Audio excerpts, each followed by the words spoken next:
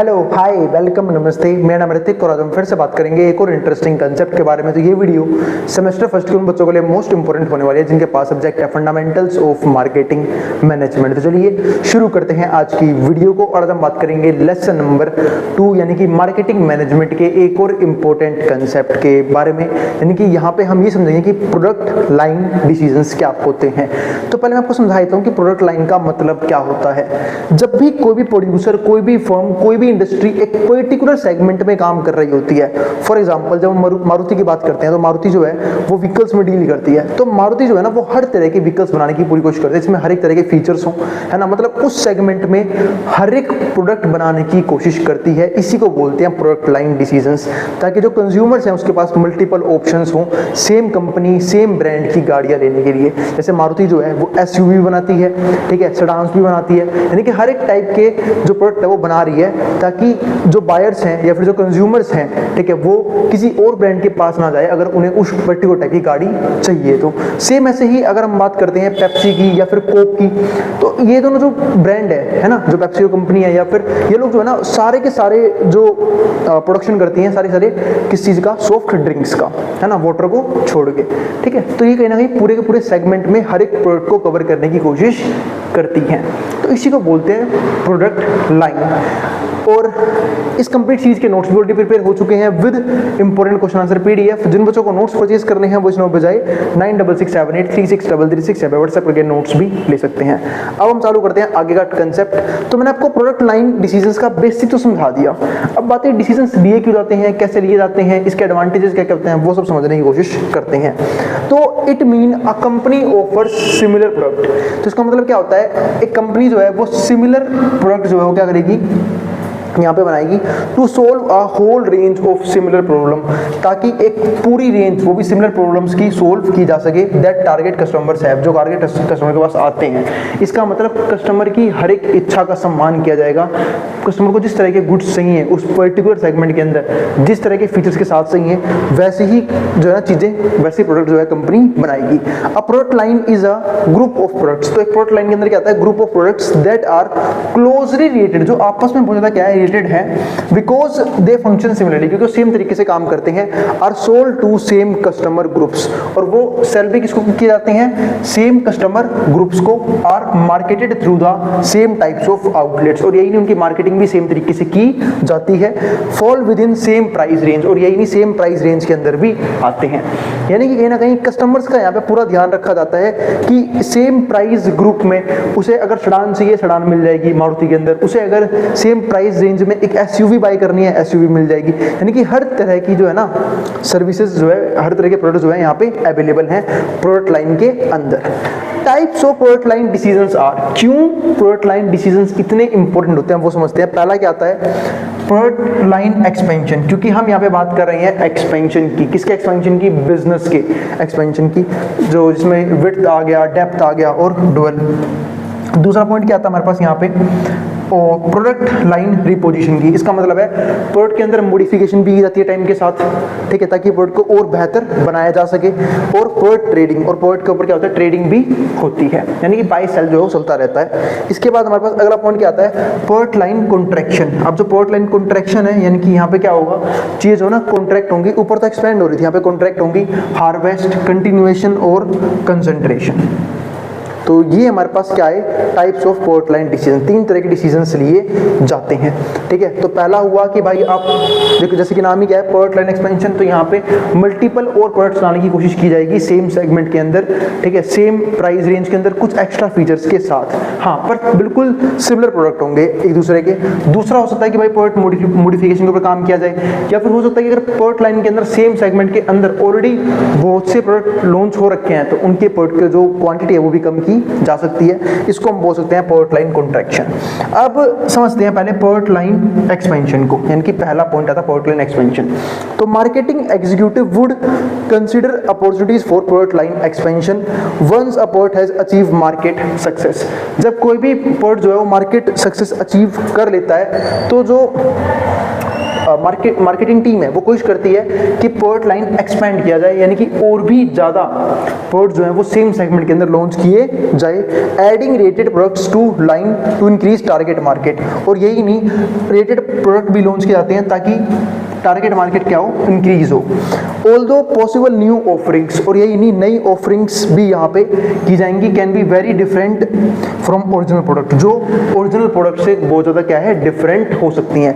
पहले हमने सिमिलरिटी की बात करी कि भाई आप सेम सेगमेंट के अंदर सिमिलर प्रोडक्ट लॉन्च कर दो, सेम प्राइस रेंज के अंदर, सेम फीचर्स के साथ, लेकिन कई बार जो है ना प्रोडक्ट मॉडिफिकेशन के अंदर कंपनीज जो है वो सेम सेगमेंट के अंदर ऐसे प्रोडक्ट भी लॉन्च करती है जो बाकियों से काफ़ी डिफरेंट होते हैं, और कोशिश ये रहती है कि जो है ना नए कस्टमर्स को भी मार्केट में टारगेट किया जाए। तो ये इसका मेन रीजन होता है कि जब कोई भी कंपनी कोई भी सेगमेंट के अंदर नए प्रोडक्ट को वो भी डिफरेंट फीचर्स के साथ लॉन्च करती है। अब बात आती है कि ऐसा किया क्यों जाता है। Reasons for filing product lines are, क्यों प्रोडक्ट लाइंस जो है वो इतनी एक्सपेंड की जाती हैं। तो पहला क्या होता है, अर्निंग एन एक्स्ट्रा प्रॉफिट। अब भाई जब कंपनी के पास, इंडस्ट्री के पास रिसोर्सेज हैं तो वो क्यों ना वहां पे उस रिसोर्स को यूज करे प्रॉपर तरीके से ताकि एक्स्ट्रा प्रॉफिट जनरेट किया जा सके।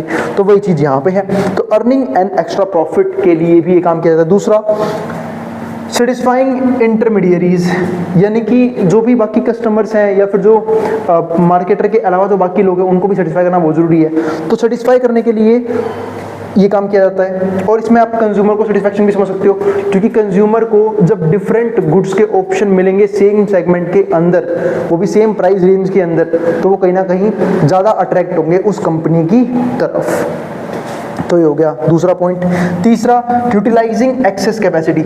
अब इंडस्ट्री की प्रोडक्शन कैपेसिटी जो भी है, ठीक है, उसे हम ऑप्टिमल लेवल तक अचीव करने की कोशिश कर रहे हैं। तो वही चीज़ यहाँ पे है, यूटिलाइजिंग एक्सेस कैपेसिटी, ठीक है, यानी कि जहाँ तक कैपेसिटी जा सकती है कंपनी के प्रोडक्शन की, वहाँ तक प्रोडक्शन को ले जाने की कोशिश की जा रही है। फोर्थ पॉइंट क्या है, emerging as leading full line company, ठीक है। यहाँ पे क्या हो रहा है कि जो भी नए प्रोडक्ट मार्केट के अंदर आ रहे हैं उसको देखते हुए भी कई बार प्रोडक्ट लॉन्च किए जाते हैं। Emerging as leading full line company, और एक ऐसी कंपनी बनती जा रही है जिसके पास सारे प्रोडक्ट के ऑप्शंस अवेलेबल हैं। यानी कि अगर आप मारुति को ही देखो, गाड़ियों के सेगमेंट में वो हर तरफ छाई हुई है ना, हर तरह की गाड़ियां प्रोड्यूस कर रही है, लग्जरी से लग्जरी, सस्ती से सस्ती, ताकि लोग इजीली गाड़ियों को खरीद पाएं, है ना। तो वही चीज़ यहाँ पे है, emerging as leading full line company. एक ऐसी कंपनी है जिसके पास सारे के सारे सेगमेंट, पूरे की पूरे प्रोडक्ट मौजूद हैं सेगमेंट के अंदर। जैसे फॉर एग्जांपल जब मैं बात करता हूँ कोल्ड ड्रिंक्स वगैरह की, तो आप हो सकता है पेप्सी की तरफ जाओ या कोक की तरफ जाओ, जो ऐसे ब्रांड हैं, ठीक है, जिन्होंने सारी सॉफ्ट ड्रिंक्स जो है वो अपने पास रखी हुई है। अब आगे समझते हैं। फिफ्थ पॉइंट क्या आता है, capturing parts of market that would otherwise be lost to the competitor. तो वो मार्केट का पार्ट भी कैप्चर करने की कोशिश की जाती है जो हो सकता है कॉम्पिटिटर्स ने उनसे छीन लिए हो। यानी कि जैसे कि आप सपोज करो, जैसे मैं एग्जांपल देता हूँ, मान लो मारुति जब आई हो तो मारुति ने सिर्फ सोचा था कि हम सेडान बनाएंगे, है ना, यानी कि लंबी लंबी गाड़ियाँ प्रोड्यूस करेंगे, एसयूवी बनाना बंद कर देंगे, एसयूवी नहीं हम नहीं बनाएंगे स्टार्टिंग में। फिर धीरे धीरे क्या हुआ कि जिन लोगों को भी एसयूवी लेनी थी वो उस टाइम पे दूसरी कंपनीज पे डिपेंड होने लग गए, तो कहीं ना कहीं जो मारुति का मार्केट शेयर है वो कम हो जाएगा। तो मार्केट शेयर को वापस पाने के लिए मारुति उस सेगमेंट में जा सकता है जिस सेगमेंट पे बाकी कॉम्पिटिटर जो है ना वो ऑलरेडी काम कर रही हैं, ताकि अपना मार्केट शेयर वापस लिया जा सके अपने कॉम्पिटिटर से। तो ये भी एक पॉइंट होता है जिसके वजह से जो प्रोड्यूसर हैं वो प्रोडक्ट लाइन को चूज करते हैं। इसके बाद अगला पॉइंट क्या आता है, प्रोडक्ट लाइन रिपोजिशन। अब इसकी बात करते हैं। दूसरा पॉइंट हमारे पास यहाँ पे क्या आया, प्रोडक्ट लाइन रिपोजिशन, कि भाई प्रोडक्ट लाइन की रिपोजिशनिंग क्यों होती है। तो product रिपोजिशनिंग is a strategy that changes the target market. तो प्रोडक्ट की रिपोजिशनिंग इसलिए कहते हैं ताकि टारगेट मार्केट को चेंज किया जा सके फॉर अ गिवन प्रोडक्ट, किसी भी गिवन प्रोडक्ट के लिए। Critical difference between product extension and repositioning is that with repositioning no new products are necessarily added to the line. तो ये क्या जाता है ताकि एक तो प्रोडक्ट जो है वो एक्सटेंड किया जा सके, and repositioning is that with repositioning no new products are necessarily added to the line. और एक बार आपने रिपोजिशनिंग कर दी किसी प्रोडक्ट की तो अब कंपनी को नया प्रोडक्ट लॉन्च करने की कोई भी जरूरत नहीं होती, क्योंकि जो पुराना प्रोडक्ट था जो हमने उस तक थोड़े टाइम के लिए मार्केट से बाहर कर दिया हो उसे रिपोजिशन कर दिया है, जिससे कम से कम खर्चा बचेगा, नया प्रोडक्ट लॉन्च करने की जरूरत नहीं पड़ेगी। तो ये भी एक तरीका होता है प्रोडक्ट, इसको बोलते हैं प्रोडक्ट लाइन रिपोजिशन। अब आगे समझते हैं। 3 main reasons are there for adopting a repositioning strategy. 3 main सबसे बड़े रीजन होते हैं कि भाई रीपोजिशनिंग स्ट्रेटजी को क्यों फॉलो किया जाता है। वो 3 मेजर रीजन कौन से है वो देखते हैं। पहला क्या है, if product was incorrectly position, अगर मान लो प्रोडक्ट जो है वो इनकरेक्टली पोजीशन कर रखा था इनिशियली, मतलब जिस टाइम उस प्रोडक्ट की नीड नहीं थी उस टाइम वो प्रोडक्ट लॉन्च कर दिया, तो थोड़े टाइम के लिए मार्केट से वापस कर लेती है, उस प्रोडक्ट को वापस ले लेती है। The marketing executive could modify product, तो मार्केटिंग जो एग्जीक्यूटिव होते हैं वो उस प्रोडक्ट को मॉडिफाई करते हैं to fit the existing market, ताकि वो एग्जिस्टिंग मार्केट में फिट बैठ सके और फाइंड अ न्यू प्रोडक्ट, और उस टाइम पे नया प्रोडक्ट लॉन्च करते हैं। दूसरा पॉइंट हमारे पास यहाँ पे क्या आता है, ओरिजिनल मार्केट सेगमेंट में not show much future growth. जो ओरिजिनल मार्केट सेगमेंट है, यानी कि फिलहाल जो भी प्रोडक्ट लॉन्च कर रही है कंपनी, उसमें इतनी ज्यादा फ्यूचर ग्रोथ नहीं दिखाई दे रही है, future growth potential be as viable as initially expected. ठीक है, तो यानी कि ज्यादा फ्यूचर ग्रोथ नहीं हो सकती। तो changes in customers demography, buying patterns and preferences, क्योंकि भाई कस्टमर की डेमोग्राफी है वो चेंज हो रही है, ठीक है, बाइंग पैटर्न्स है वो चेंज हो रही हैं, प्रेफरेंसेस कस्टमर की वो चेंज हो रही हैं, and more intense competition with in the segment can reduce the attractiveness. और जो कंपटीशन लगातार बढ़ रहा है, क्योंकि हम सब जानते हैं ज़्यादातर जो फर्म्स है, ज़्यादातर जो इंडस्ट्रीज़ हैं, हमेशा कॉम्पिटिटिव रहते हैं, क्योंकि वैसे ही सेगमेंट में बहुत से लोग जो हैं वो अलग अलग गुड्स और अलग अलग सर्विसेज सेल कर रहे होते हैं, वो भी अलग अलग फीचर्स के साथ। तो जिसकी वजह से जो सेगमेंट की डिमांड है ना, किसी प्रोडक्ट की डिमांड वो जो है रिड्यूस हो सकती है, the attractiveness of any target market. और यही नहीं, जो टारगेट ऑडियंस है, जो टारगेट मार्केट है, वो भी क्या हो सकते हैं, रिड्यूस यहाँ पे हो सकते हैं, जिसकी वजह से कई बार जो है ना रीपोजिशनिंग स्ट्रेटजी को अपनाया जाता है कि कुछ टाइम के लिए आप उस प्रोडक्ट को वापस ले लो, उसमें कुछ मॉडिफिकेशन करो, कुछ चेंजेस करो एंड वापस उसे मार्केट में लॉन्च कर दो एक नए लुक के साथ, है ना। तो वो चीज आती है यहाँ पे। अगला पॉइंट हमारे पास यहाँ पे तीसरा पॉइंट क्या आता है, third reason for repositioning occurs when the product has achieved all it can original market system. तो थर्ड रीजन ये होता है रीपोजिशनिंग का कि भाई प्रोडक्ट ने जितना अचीव करना चाहिए उतना अचीव कर लिया है ओरिजिनल मार्केट सिस्टम के अंदर। तो ये हमारे 3 मेन पॉइंट आते हैं यहाँ पे। अब इसके बाद आगे क्या आता है, major product line decisions show 2 major decisions.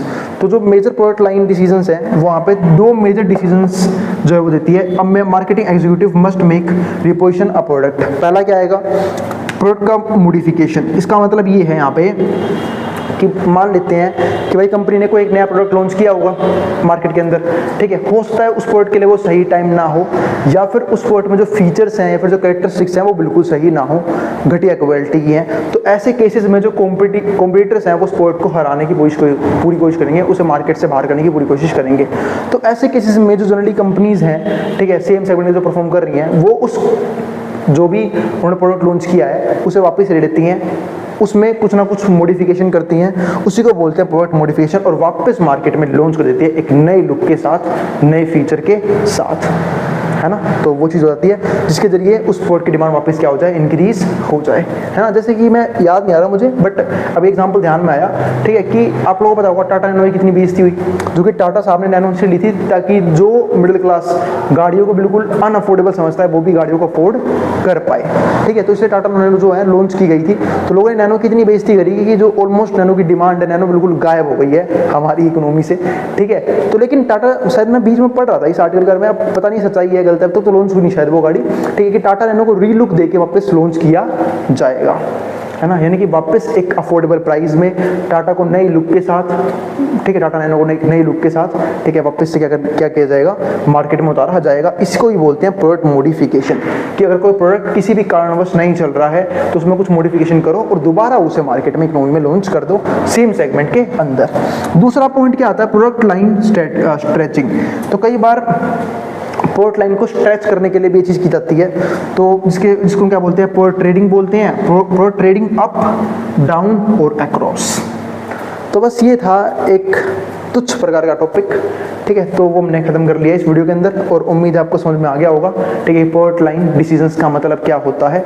अब हम आगे जाके बात करेंगे कुछ डिफरेंट टॉपिक्स के ऊपर, जैसे कि पैकेजिंग कैसे की जाती है, लेबलिंग कैसे की जाती है ये सब डिस्कस करेंगे, जो कि इस चैप्टर के आखिरी कुछ इंपॉर्टेंट टॉपिक्स होंगे, वो हाईली इंपॉर्टेंट, ठीक है। अब मिलेंगे अगली वीडियो में। तो अगर भाई वीडियो पसंद आई हो तो वीडियो को लाइक किए बिना मत जाना, और चैनल को सब्सक्राइब भी कर देना ऐसी वीडियोस के लिए। उन बच्चों में शेयर भी कर देना जिन बच्चों का एग्जाम होने वाला हो सेम सब्जेक्ट का। अब जिसको जो उतार सकता है, ठीक है, मैं ट्रॉम बोर्ड के सामने से। मिलेंगे अगली वीडियो में जहाँ पे हम बात करेंगे नेक्स्ट कंसेप्ट के बारे में।